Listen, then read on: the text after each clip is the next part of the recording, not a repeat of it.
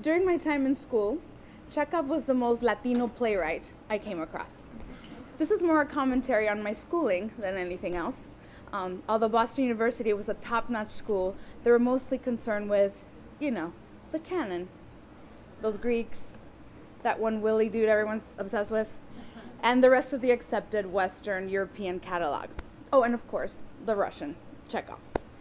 The first play we were assigned in our script analysis class was The Cherry Orchard. I read that thing like a telenovela. I don't know what version I first read, because now that I've read a ton of them, I've noticed that some do away with all that Chekhovian ennui that adds all that delicious weight. But that first read had all the laments and all the agony and unrequited, Well, at least that's how it read to me that first night. These characters stumbling through all that idle chat steeped in meaning, all those big declarations, the disregarded hyperboles, the agonizing longing, all those people, they were my family. That lady with a funny name who wouldn't listen to reason regarding money, that was my auntie. She word by word, that was my tia. That helpless little princess who couldn't fend for herself, that was my sister. That nouveau riche servant who made good, oh, I knew that guy. And most of all, I knew that maid. That girl who wants something better for herself, to put up her hair like a lady. Yeah, we grew up together in the same house. Yeah, I knew these people. I think I said that the next morning in class. I raised my hand and I told the professor, these people are basically Latinos.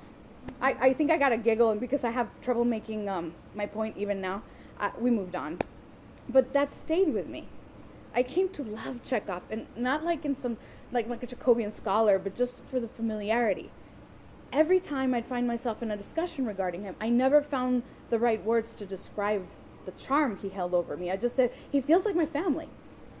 It's a stupid way to win an argument, but that's all I had, that the feeling that these people were my people. Every few years, the notion would surface, Chekhov feels Latino. Almost 13 years ago, I went on to found a company made up of all Latinas in Chicago, a company called Teatro Luna. And in that first manifesto, where I declared our artistic dreams, the brown sheet, as I called it, I was just out of school and I was militant. In that brown sheet, I wrote something like, this company will produce established works from the Latino canon through a female Latina lens, all female versions of Shakespeare, as well as reimaginings of the classics such as Cuban Three Sisters or Pre-Pinochet Cherry Orchard. We never actually got around to producing any of that. Mostly we devised identity-based work on the theme of Latinidad, sourced from our own stories and family histories. But when I left the company, the concept resurfaced in my life. Another smart Latino theater in Chicago was interested in commissioning adaptations of classics with a Latino or Latin American context, and they asked me out for coffee. They said, if you had to adapt any classic and make it Latino, which one would you adapt? Easy, I said, The Cherry Orchard. And then they asked me to explain why. And because even after all this time, I still hadn't figured out how to articulate it adequately, I said, can I just show you?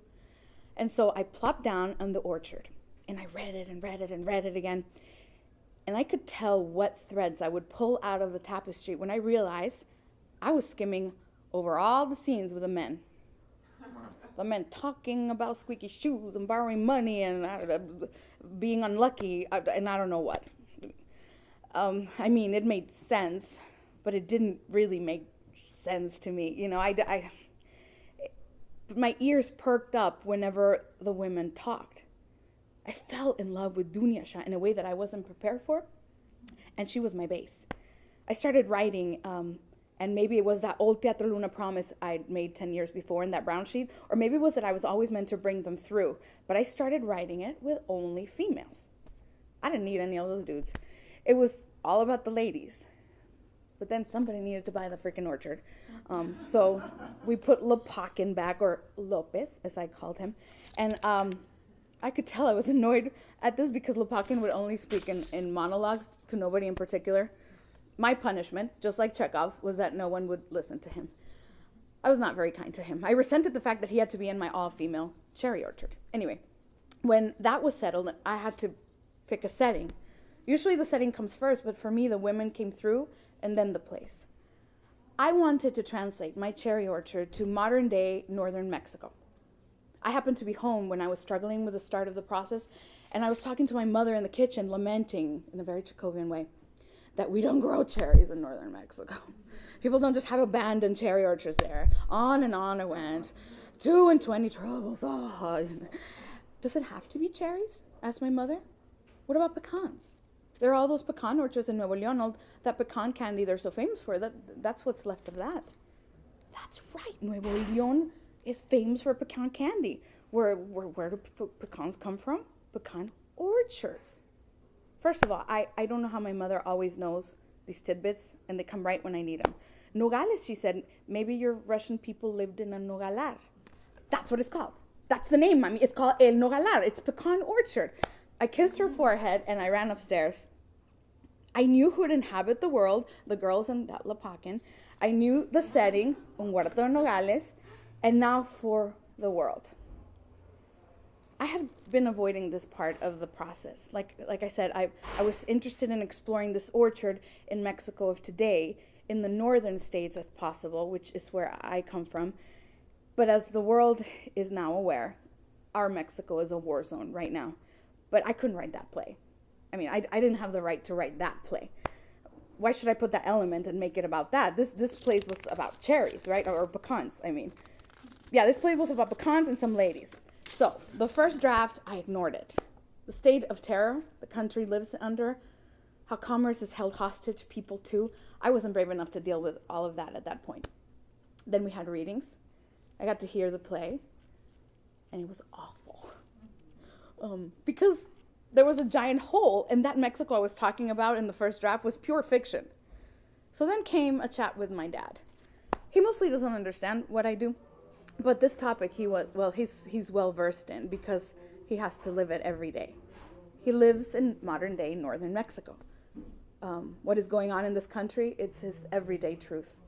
So we talked, and I told him that I think I need to reflect our actuality in my orchard, that I need to grow some ovarios and deal with it, or this play will be about nothing. I didn't say ovaries to my dad. I'm a good Mexican girl.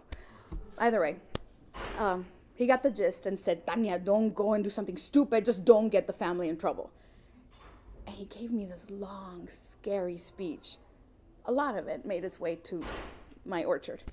His fear was very real, very now. The whole conversation settled it. I had to write more truth in my nogalar. This wasn't just some dusty intellectual retelling of an old Russian classic. This was now.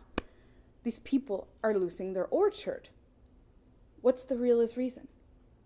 So I wrote my father's truth. Well, as I see it from up there in Chicago. And I think it worked. I mean, I don't know. I think it worked.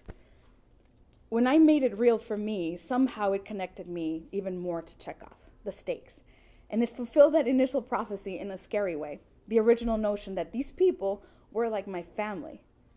And by sticking to that, I realized that they didn't just speak for mine. The Goodman Theater in Chicago went on to produce this play last year, and one of the actresses in the cast broke down during one of the rehearsals and said, "My family in Michoacan has an avocado orchard, and it's being held hostage as I rehearse this play." Do people up here understand that? Thank you.